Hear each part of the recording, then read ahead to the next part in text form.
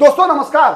30 जुलाई को मतदान और 3 अगस्त को मतगणना और उसके बाद शाम होते होते परिणाम एक ऐसे बदलाव के पक्ष में जिसके बारे में लोगों ने कल्पना नहीं किया था। इंतजार तो कर रहे थे, पूरे बिहार की जनता लगातार वर्षों से आप कह सकते हैं किसी तीसरे विकल्प को ढूंढ रही थी, लेकिन वो तीसरा विकल्प बिहार को मिल नहीं रहा था। दोस्तों कई बार ऐसा लगा कि बिहार की राजनीति को कहीं ना कहीं कांग्रेस पार्टी तीसरा विकल्प देने का प्रयास करेगी, लेकिन कांग्रेस भी वो साहस नहीं जुटा सकी। वो साहस जुटाया प्रशांत किशोर ने और अंततः वो सीट बांकीपुर की विधानसभा सीट जीतने में कामयाब रही, जहां भारतीय जनता पार्टी लगातार 30 वर्षों से लगातार 31 वर्षों तक भारतीय जनता पार्टी का कब्जा था। वो विधानसभा सीट जीतने में प्रशांत किशोर की जन स्वराज कामयाब रही। जिस विधानसभा सीट पर उपचुनाव की नौबत इसलिए आई थी दोस्तों, क्योंकि वहां से भारतीय जनता पार्टी के नवनिर्वाचित या नवनियुक्त कह लीजिए राष्ट्रीय अध्यक्ष नितिन नवीन विधायक हुआ करते थे। दोस्तों क्या प्रशांत किशोर की जीत में कांग्रेस पार्टी के लिए कोई संकेत छुपा हुआ है? मेरा जवाब है हां। आप क्या सोचते हैं कमेंट करके बताइएगा। क्यों है कांग्रेस के लिए संकेत? इसलिए है संकेत दोस्तों कि याद कीजिए 2025 का बिहार विधानसभा चुनाव। 2025 के बिहार विधानसभा चुनाव के दौरान आरजेडी और कांग्रेस पार्टी का गठबंधन था, लेकिन इस गठबंधन में बंधन कहीं दिखा नहीं। दिखा कि गांठ तो है, लेकिन वो गांठ छितराया हुआ है। स्थिति इतनी विकट थी दोस्तों कि कांग्रेस पार्टी के 1 दर्जन लगभग उम्मीदवारों के खिलाफ आरजेडी और वामपंथी पार्टियों ने फ्रेंडली फाइट के नाम पर अपने उम्मीदवार खड़े कर दिए थे। दोस्तों कई बार ऐसा लगा जब जो इंडिया अलायंस थी बिहार में, विशेषकर कांग्रेस और आरजेडी के बीच कुछ भी सामान्य नहीं है। परिणाम पता है सबको। कुछ भी सामान्य नहीं रहने का परिणाम यह हुआ दोस्तों कि 25 सीटों पर जहां आरजेडी सिमट गई, 30 सीटों पर 5 सीट मिली कांग्रेस पार्टी को और अन्य एआईएमआईएम 5 सीट जीतने में कामयाब रही। यानी 35 सीटों पर पूरी विपक्ष सिमट गई और एनडीए को वॉक ओवर दे दिया। लेकिन प्रशांत किशोर ने यह दिखा दिया कि जब बांकीपुर जैसे अभेद्य दुर्ग में भारतीय जनता पार्टी को हराया जा सकता है, तो बिहार में भी एनडीए को हराया जा सकता है। यह बातें साबित किया है प्रशांत किशोर ने, और यही वो रास्ता है दोस्तों जो कांग्रेस के लिए अगला रास्ता खोल रहा है। दोस्तों याद होगा 2025 के विधानसभा चुनाव के दौरान कांग्रेस पार्टी ने एक प्रयास किया था। चुनाव से 8 महीना पहले कांग्रेस पार्टी ने अपने प्रदेश अध्यक्ष को बदला था। अखिलेश सिंह प्रदेश अध्यक्ष हुआ करते थे, उनके बदले राजेश राम को प्रदेश अध्यक्ष बनाया था। दोस्तों कांग्रेस पार्टी ने एक अभियान शुरू किया था, पलायन रोको यात्रा की शुरुआत की थी। रोजगार दो पलायन रोको यात्रा, जिसका नेतृत्व कन्हैया कुमार के द्वारा किया गया था।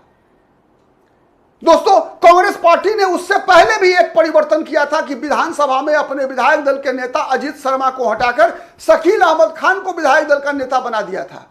यानी कांग्रेस पार्टी ने एक दलित को प्रदेश अध्यक्ष और एक मुसलमान को नेता विधायक दल बनाया था।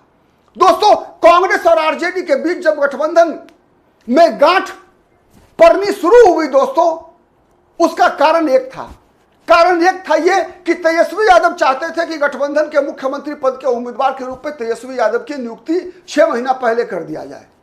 लेकिन राहुल गांधी और कांग्रेस पार्टी अड़ी थी कि तेजस्वी यादव तो मुख्यमंत्री के उम्मीदवार बने ही, साथ साथ एक दलित और एक मुसलमान को भी डिप्टी सीएम का उम्मीदवार बनाया जाना चाहिए मुकेश सहनी के साथ। यानी तेजस्वी यादव यदि मुख्यमंत्री के उम्मीदवार रहेंगे तो 3 डिप्टी सीएम कम से कम होना चाहिए बिहार में। एक मुकेश सहनी, दूसरा मुसलमान, तीसरा कोई दलित, और मुसलमान और दलित कांग्रेस से होना चाहिए। यह कांग्रेस का दबाव था, लेकिन तेजस्वी यादव इसके लिए तैयार नहीं हुए। परिणाम सर्वविदित है।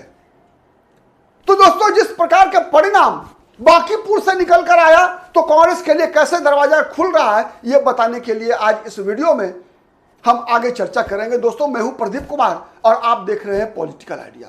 दोस्तों बांकीपुर में जब विधानसभा चुनाव की घोषणा हुई तो कांग्रेस पार्टी ने एक प्रस्ताव दिया था।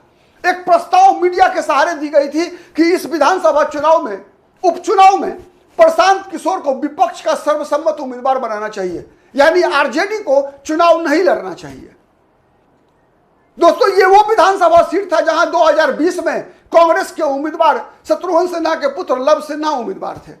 लेकिन 2025 के विधानसभा चुनाव में आरजेडी ने एक तरफा फैसला लेते हुए इस विधानसभा सीट पर रेखा गुप्ता को उम्मीदवार बना दिया था। कांग्रेस पार्टी की सीट छीन ली थी।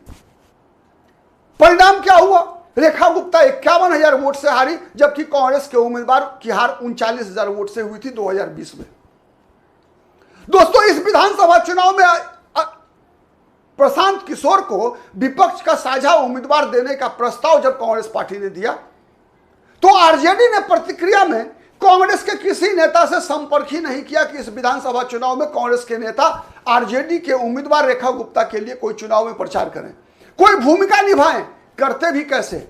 इसलिए कि कांग्रेस पार्टी के जो प्रदेश अध्यक्ष है राजेश राम, उनको विधानसभा चुनाव हरवाने के लिए आरजेडी ने जिस विधानसभा सीट से चुनाव लड़े थे राजेश राम, औरंगाबाद जिले की वो विधानसभा सीट दोस्तों, जहां से राजेश राम एमएलए का चुनाव लड़ रहे थे, वहां उनको हराने में कोई कोर कसर बाकी नहीं रखा था तेजस्वी यादव ने। इतना ही नहीं, उससे पहले दोस्तों जिस जिले से आते हैं राजेश राम, वो जिला है औरंगाबाद।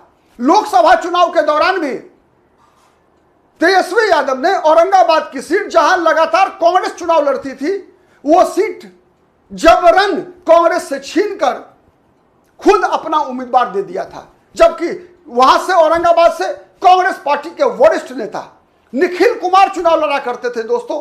निखिल कुमार कांग्रेस के पुराने नेता हैं, लोकसभा के मेंबर रह चुके हैं, राज्यपाल रह चुके हैं। उनकी पत्नी श्यामा सिंह सांसद रह चुकी है, उनकी माता श्री कृष्णा सिंह सांसद रह चुकी है, उनके पिता सत्येंद्र नारायण सिंह बिहार के मुख्यमंत्री रह चुके हैं, उनके दादा अनुग्रह नारायण सिंह बिहार की पहली सरकार आजादी के बाद डॉक्टर श्री कृष्ण सिंह मुख्यमंत्री थे, उस सरकार में दूसरे नंबर के मंत्री हुआ करते थे अनुग्रह नारायण सिंह, निखिल कुमार के दादा। वो सीट कांग्रेस को नहीं मिली। लोकसभा चुनाव में पप्पू यादव को लड़ने के लिए पूर्णिया की सीट तेजस्वी यादव ने नहीं दी, जमानत जब्त हो गया था। आरजेडी ने कांग्रेस को बेगूसराय लोकसभा सीट नहीं दी, जिससे कि वहां कन्हैया कुमार को कांग्रेस उम्मीदवार बना सके। यानी लगातार तेजस्वी यादव बिहार में एक अनजाने भय से ग्रसित दिखे और कांग्रेस को कभी भी यह प्रयास लगातार किया कि कांग्रेस किसी भी कीमत पर बिहार की राजनीति में अपनी कोई जगह न बना सके। केवल इसलिए कांग्रेस के इस प्रस्ताव को तेजस्वी यादव ने नकार दिया कि एक दलित और एक मुसलमान कांग्रेस पार्टी की तरफ से उप मुख्यमंत्री पद का आप उम्मीदवार बनाइए, आप बनिए सीएम, मुकेश सहनी को बनाइए डिप्टी सीएम, साथ साथ एक दलित और एक मुसलमान को भी बनाइए। लेकिन तेजस्वी यादव ने स्वीकार नहीं किया। परिणाम बताने की आवश्यकता नहीं है। तो क्या प्रशांत किशोर की जीत के बाद कहा जाता है दोस्तों कि प्रशांत किशोर और कांग्रेस की नजदीकी? सभी लोग जानते हैं प्रशांत किशोर कांग्रेस में शामिल होना चाहते थे। प्रशांत किशोर हर चुनाव में भाजपा को निशाना बनाते हैं, जदयू को निशाना बनाते हैं, आरजेडी को निशाना बनाते हैं, कांग्रेस पर कभी कुछ नहीं कहते। न कांग्रेस पार्टी कभी प्रशांत किशोर को निशाना बनाती है। तो क्या आने वाले दिनों में बिहार में कांग्रेस, प्रशांत किशोर और वाम दलों का कोई गठबंधन हो सकता है क्या? यह बड़ा सवाल बिहार की राजनीति की हवा में तैरना शुरू हो गया है दोस्तों। आप क्या सोचते हैं? क्या आपको लगता है कि प्रशांत किशोर के साथ कांग्रेस का गठबंधन हो सकता है? और यह वो गठबंधन दोस्तों, यह वो गठबंधन हो सकता है जो बिहार की एक राजनीतिक समीकरण को ही नहीं तैयार करेगा बिहार, बल्कि बिहार का सामाजिक समीकरण भी तैयार होगा इसके माध्यम से।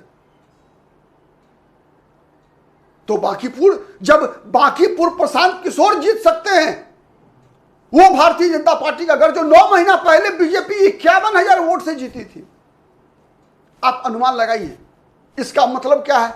इसका मतलब है कि एनडीए इज डिफीटेबल। एनडीए को हराया जा सकता है। जब प्रशांत किशोर हरा सकते हैं तो विपक्ष क्यों नहीं हरा सकता? यही वो रास्ता है दोस्तों जो कांग्रेस के लिए दरवाजा खुलता है, या तो प्रशांत किशोर के साथ या प्रशांत किशोर के बगैर। कहा तो यह भी जाता है कि आरजेडी कहीं ना कहीं भारतीय जनता पार्टी के साथ साठगांठ भी है। ऐसा आरोप कांग्रेस के लोग लगाते हैं, दबी जुबान से लगाते हैं, अब तो खुलेआम भी लगना शुरू हो गया है। इसी चुनाव के दौरान कांग्रेस पार्टी के प्रवक्ता कांग्रेस के प्रवक्ता हैं असित नाथ तिवारी, उन्होंने कहा दोस्तों कि आरजेडी कहीं ना कहीं भाजपा से सेट हो चुकी है और इसीलिए आरजेडी इस चुनाव में पूरी ताकत के साथ लड़ ही नहीं रही है चुनाव। तो ऐसी परिस्थिति में कांग्रेस के लिए क्या दरवाजा खुलता है, राहुल गांधी क्या रणनीति बनाते हैं, इस पर सबकी नजर बनी रहेगी। विधानसभा चुनाव में अभी लगभग 4 साल से अधिक का समय शेष है, लेकिन लोकसभा चुनाव में दोस्तों अब लगभग 3 वर्ष से भी कम का समय है। और इतना ही नहीं, बिहार में बना हुआ समीकरण दोस्तों उत्तर प्रदेश के विधानसभा चुनाव में भी कहीं ना कहीं असर डालेगा। बिहार में कोई भी परिवर्तन केंद्रीय राजनीति पर असर डालेगा। तो आप क्या सोचते हैं, कमेंट करके जरूर बताइएगा। आज के लिए इतना ही, फिर मुलाकात होगी किसी अन्य मुद्दे पर। तब तक के लिए नमस्कार।